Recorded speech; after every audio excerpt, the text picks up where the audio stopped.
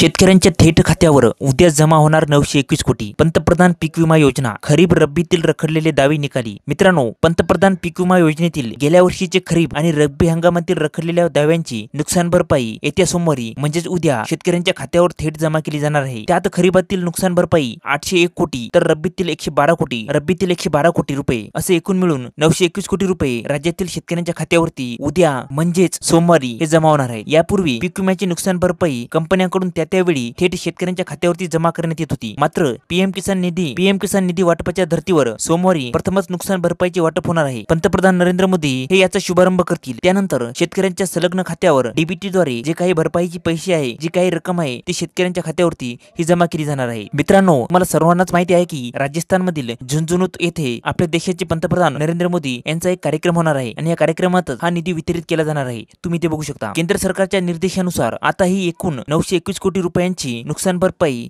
सोमवारी शेतकऱ्यांच्या खात्यावरती डीबीटीने जमा केली जाणार आहे। नुकसान भरपाई वाटपाचा मुख्य कार्यक्रम राजस्थानमधील झुंझुनू येथे होणार आहे, अशी माहिती कृषी विभागाकडून देण्यात आलेली आहे। मित्रांनो, निकष कठोर केल्याने चांगल्या भरपाईची आशा।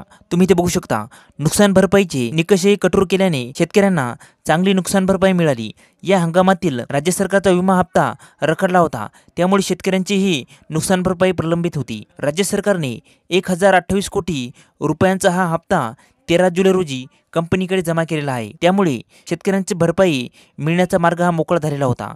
या हंगामात 95,65,000 अर्जदार शेतकऱ्यांना 4,397 कोटी रुपयांची जी काही नुकसान भरपाई आहे ती देण्यात येणार होती। त्यापैकी 80,40,000 शेतकऱ्यांना 3,588 कोटी रुपयांच्या भरपाईचे वाटप करण्यात आलेले होते। तर मित्रांनो, 15,25,000 शेतकऱ्यांना 809 कोटी रुपयांच्या भरपाईचे वाटप झालेले नव्हते।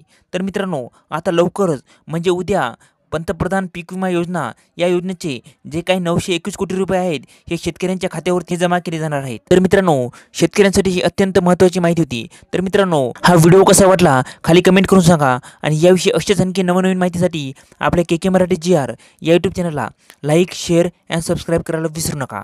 धन्यवाद मित्रांनो। जय हिंद, जय महाराष्ट्र।